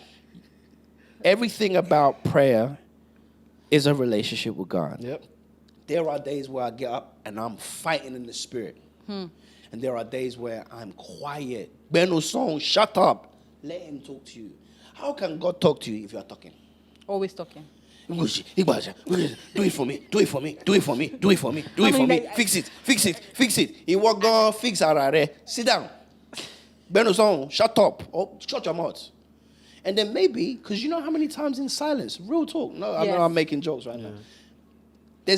I've been able to make better decisions, figure problems out in silence. Yep. Because when you're quiet enough and you quiet the noise, firstly in your brain, and you quiet the fear in your heart, and you get to a place where it's almost like meditation, God will reach you there.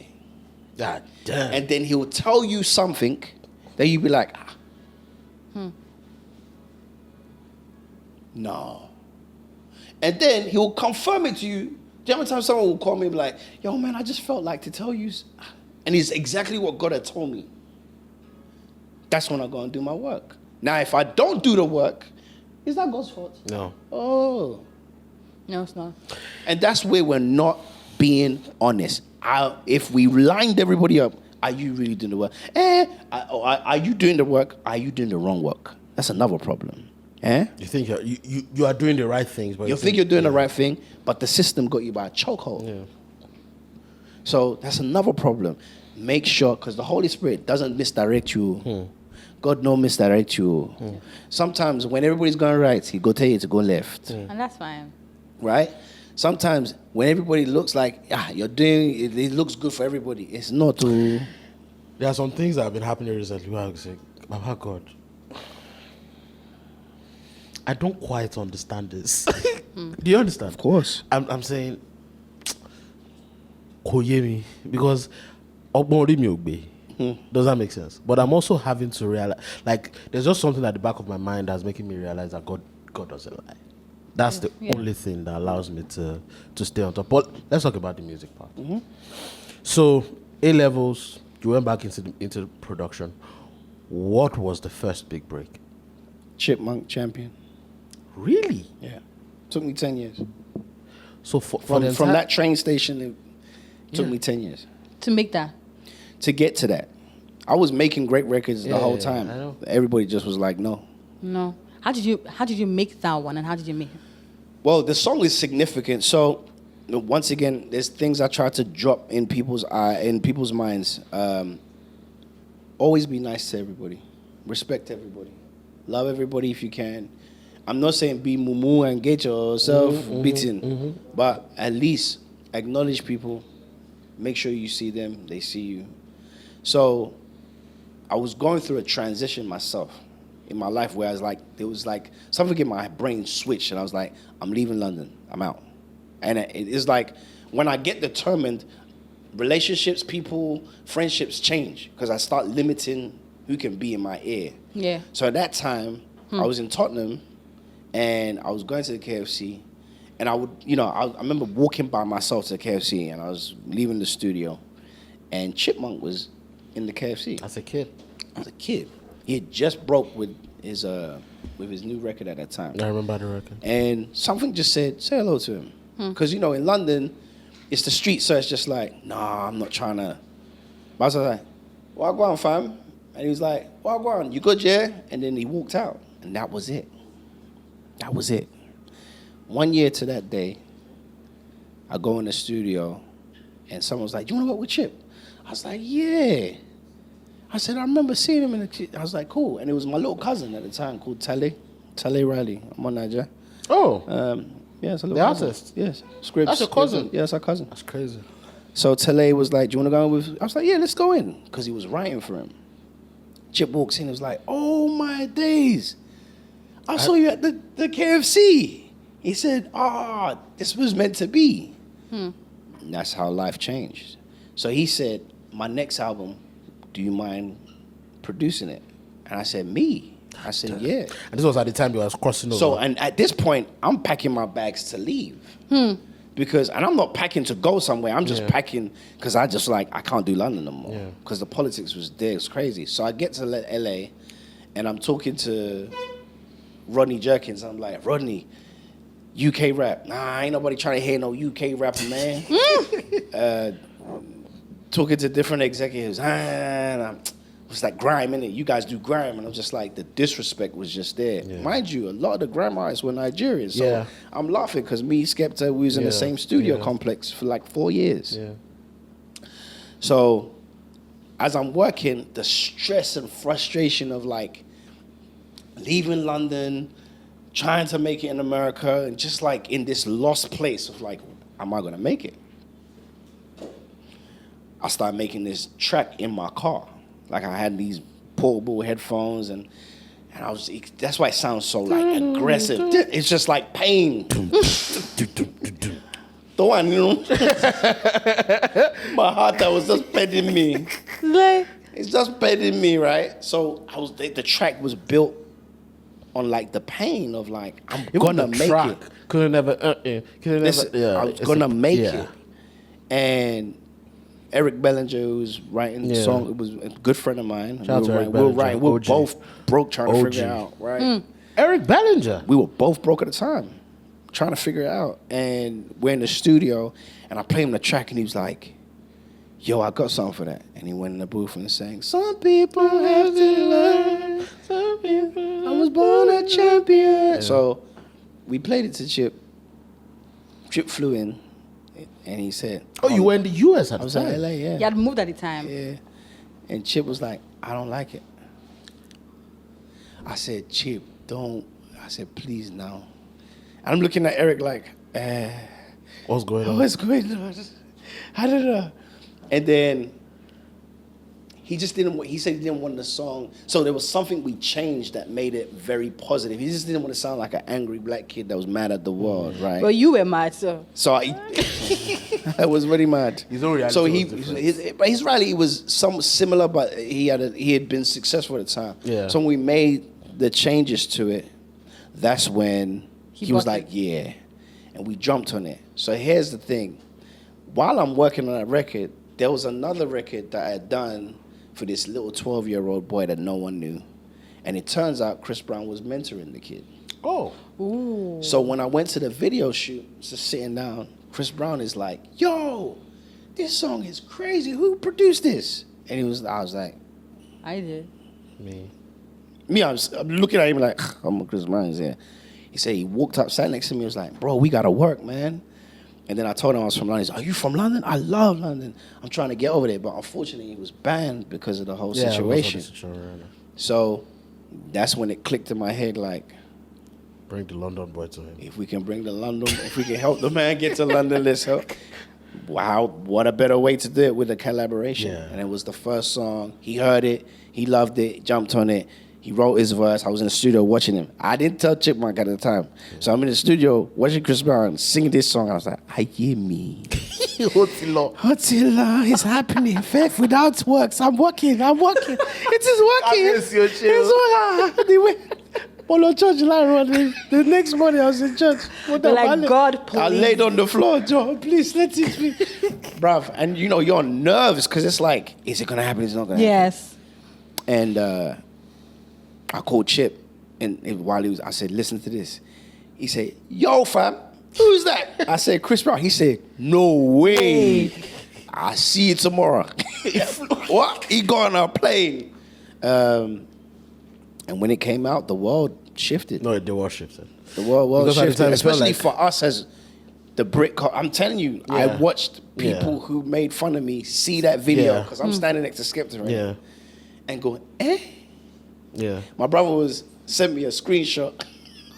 I read comments like, no way, can't be happening. It's because I knew deep down, shift happened. I knew. I said the shift is this is gonna make other young kids, young producers, young rappers believe they can do anything they can. Chip also brought Reg, Skepta, he brought them all to LA at the time too. Because no one was going. Who was going to LA? Yeah. Nobody was going to LA. So when we started all coming out there, I was out there and everyone was coming over there. Stormzy came, like people were coming to the studio. Yeah. And that's when the shift happened. And I said, and now when I see it, I just laugh because I'm like, they don't know that people have been, on the shoulders of giants. You'll see far. Like, they don't know that, me, Estelle, and, me, Chip, Estelle, Tiny Temper. You know what I mean? Craig Def been doing these things to help shift the culture, right? Yeah. So that we're accepted in their market. Not accepted in our market, in their market. Why? Because it's easy to just accept us in our market. Yeah. It's easy. Dirty be successful. Right? It's easy because you're going to eat from our currency. We want to eat from yours. Because it's a bigger market. It's a bigger market. It's like 350 million people that are financially spending money. Yeah. Here's what messed up. This is when I said, and I predicted this too. Yeah. I said, this is before streaming made sense. Yeah. I said, what is streaming? It's like when you go on your phone. I said, hey, whoa. Me, I Googled them. Me, and men lie, women lie, numbers don't. Don't lie. My boss says that all the time. Here's what I did. I Googled. I said, how many people in Africa? 1.5 billion people. How many people in India? How many people in America? Hey, shift not come. Because if it's based on this, on the cell phone, we all got one of those. Yep.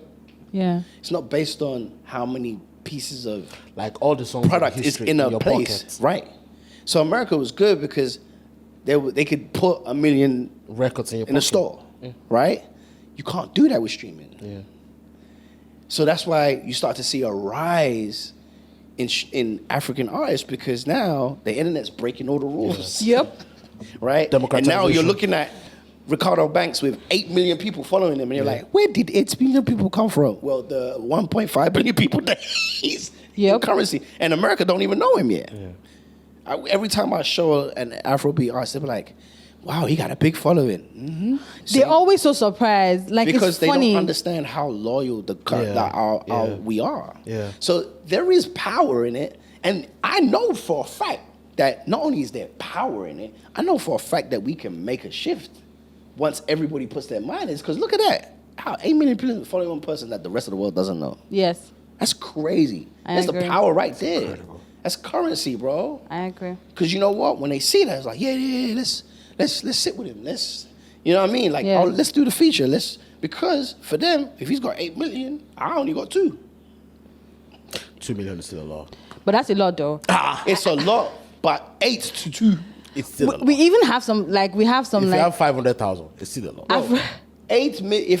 If I'm an artist and I've got 2, and you're an artist, you got 8 million. Is like valuable. You're actually yes, I agree. In this digital space, that's when I knew the shift was going to happen. So I wasn't very surprised when my Afrobeat giants kicked down the door and not only support, like they're doing arenas and rappers can't even get. Right now. Yes, they can't even get right now. The biggest rappers can't sell out shows. The biggest. Because Afrobeat artists are doing that. Because now our support, our people, the numbers are being shown. So it lets you know, right? You know what I'm saying? It lets you know. And the diaspora and in Africa. It's huge. Yeah. And so now everybody's like, well, let's look at this Afrobeat. Which is a product of the fact that Nigeria is not a great country. That's but people are leaving. Yeah. That's why.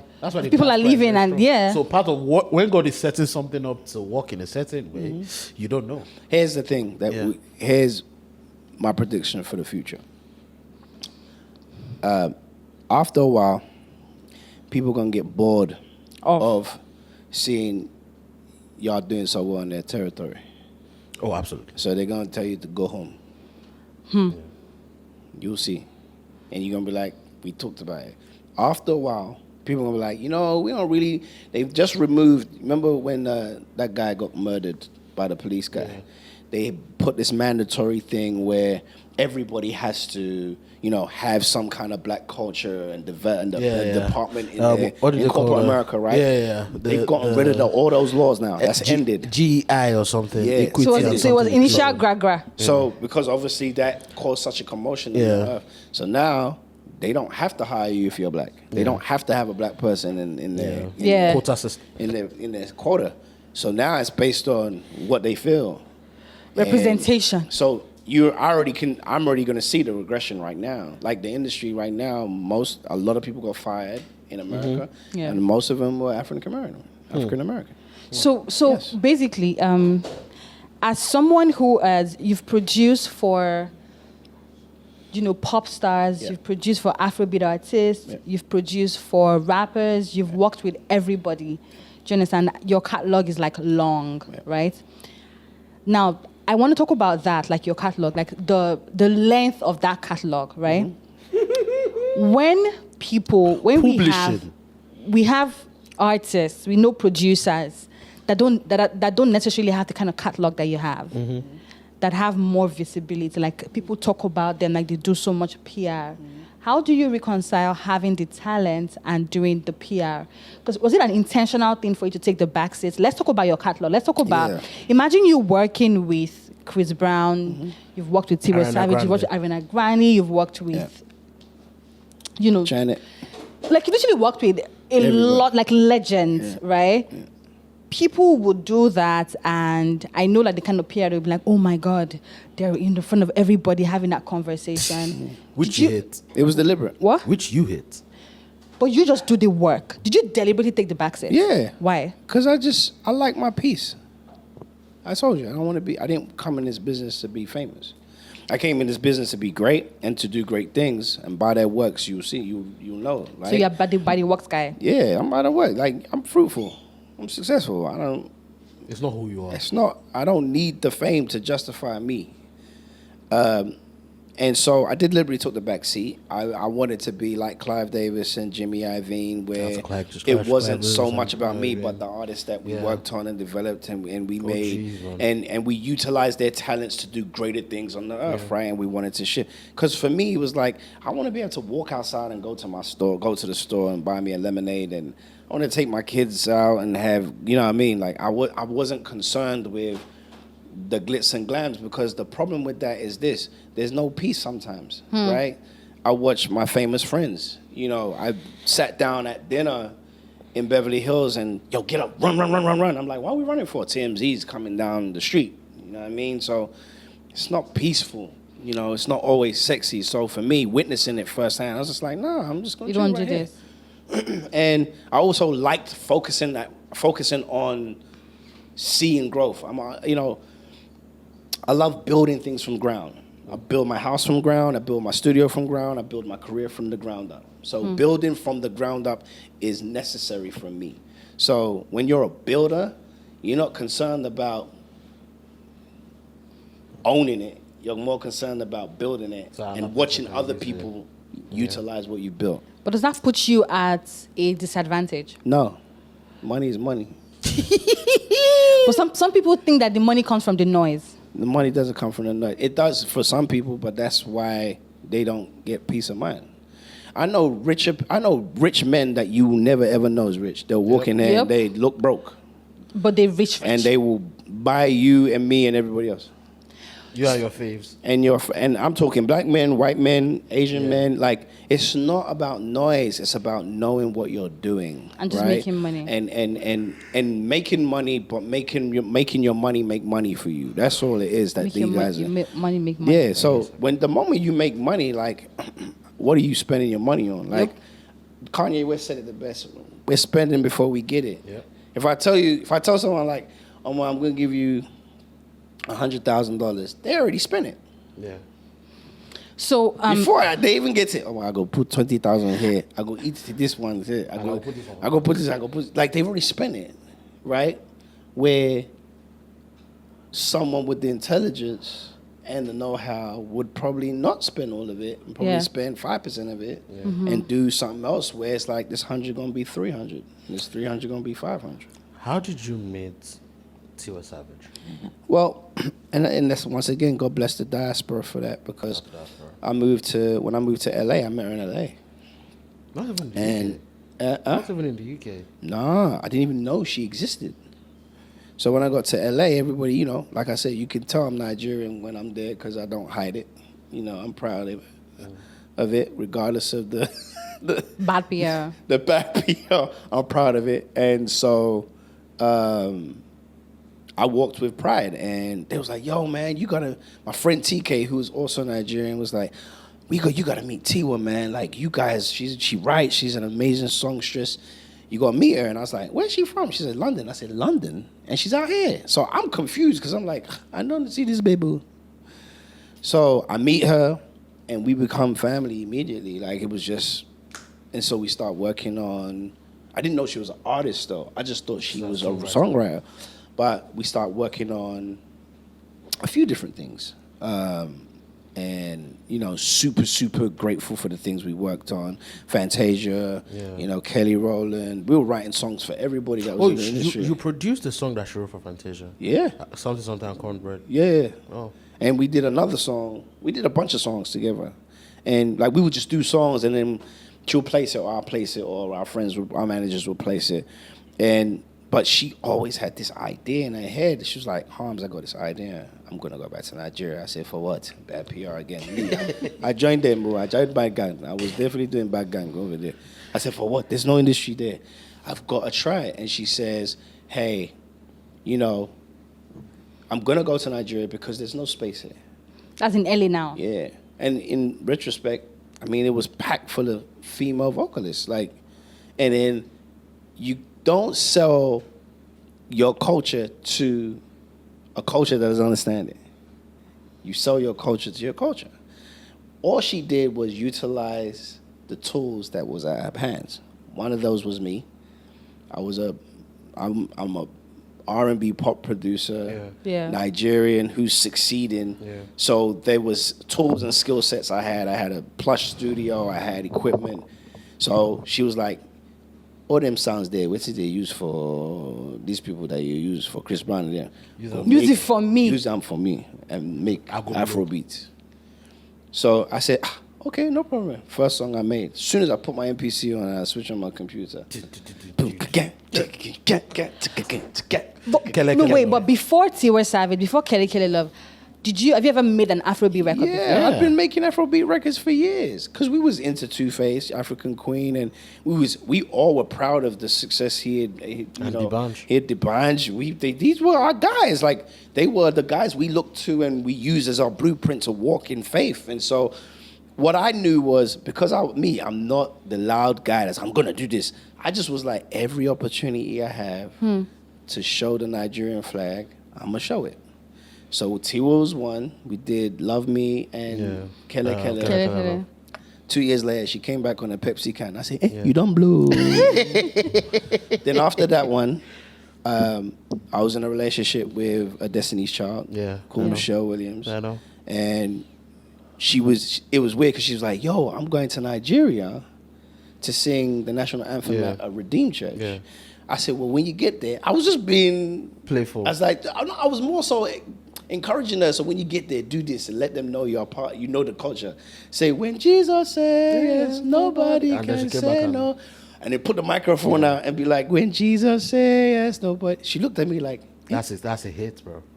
What's that? I said, it's an old African hymn. It's like a Negro spiritual to you. It's like our own encouragement, you know. She was like, please make this song for me. Make song for UK. And then it was like, God was like, and your opportunity presents itself. Again.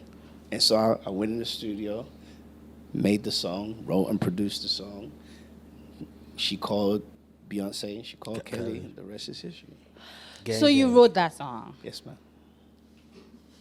What a shocker, bro. Publishing. So wait, the first way. So register. What's your register? But here's the funny thing is, it's funny because my manager would always say, Kamal would always say, when people hear this story, they're gonna be amazed. Yeah.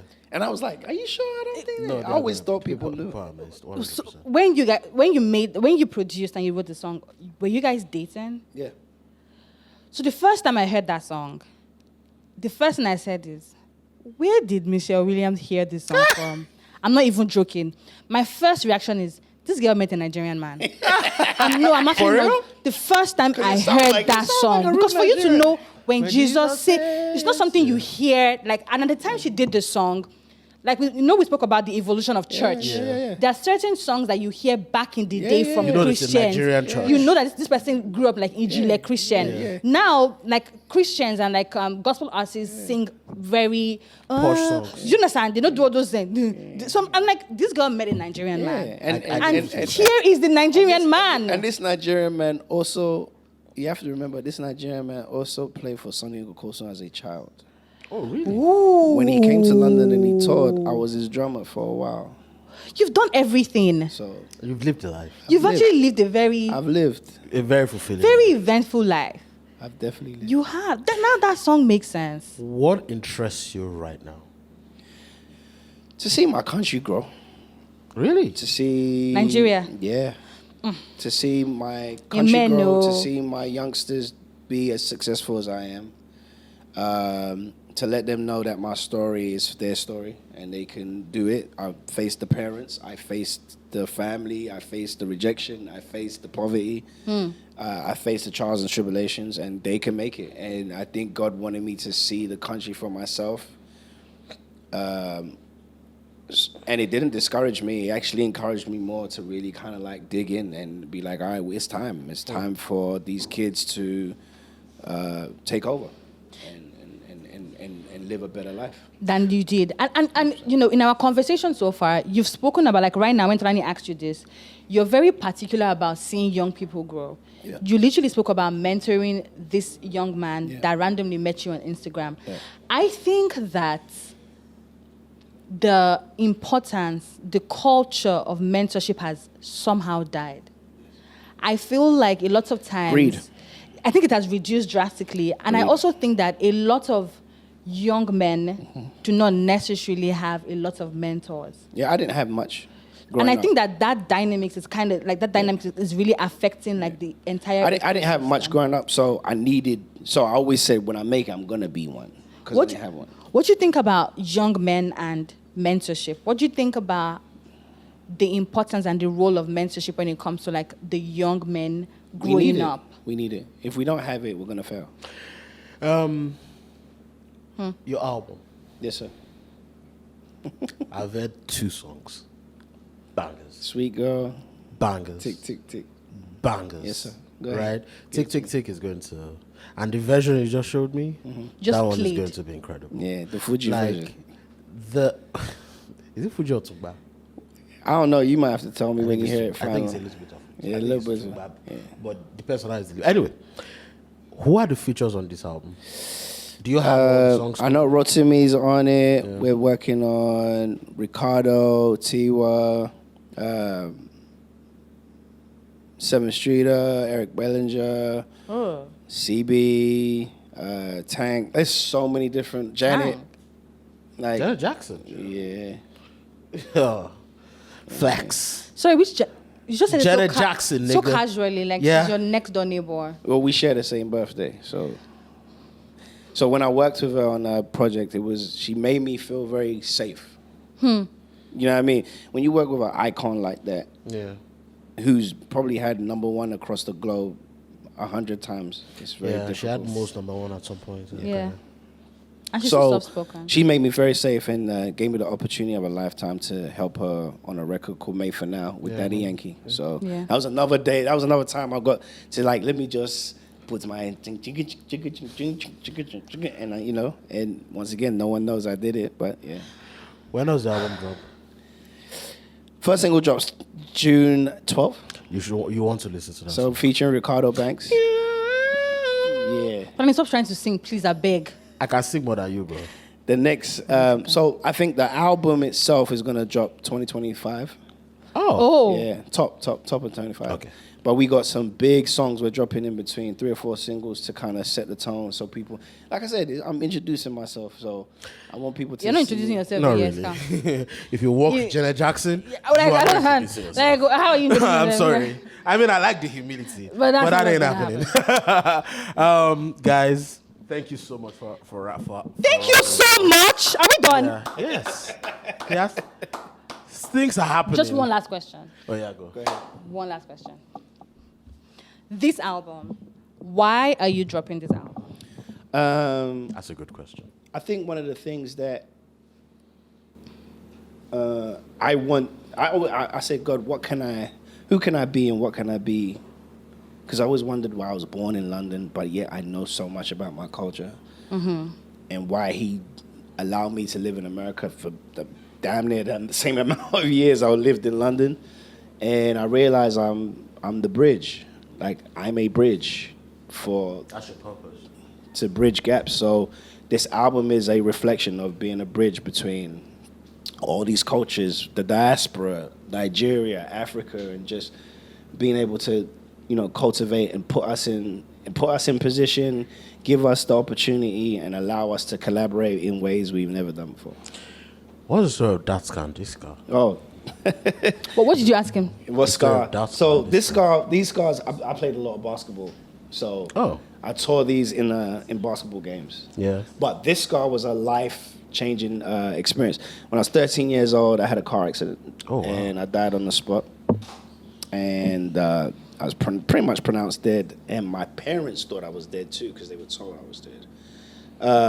That experience was crazy because I was crossing the road and a car swerved around the bus, and then I was in the middle of the road. This was just, going at a very, very high speed. So that was a life-changing experience because in that experience, what I thought was sleep or slumber, I heard God say, it's not yet time. And that was the first time I heard God's voice, like, clear, like, it's not yet time. What did it sound like? Sound like a voice. Sound like it. Yeah, God is a man. What is the title? Sorry. He's a spirit anyway. Not man, spirit. What is the title like of your a man's voice. What's the title of your album? It's called Fro and B, which is Afrobeats and R&B merged together. So Fro and Beats. Yes, man. Fro and B. R&B, Fro and B. Afro and B. Ooh. Makes sense. Because the rhythm is Afro, essentially.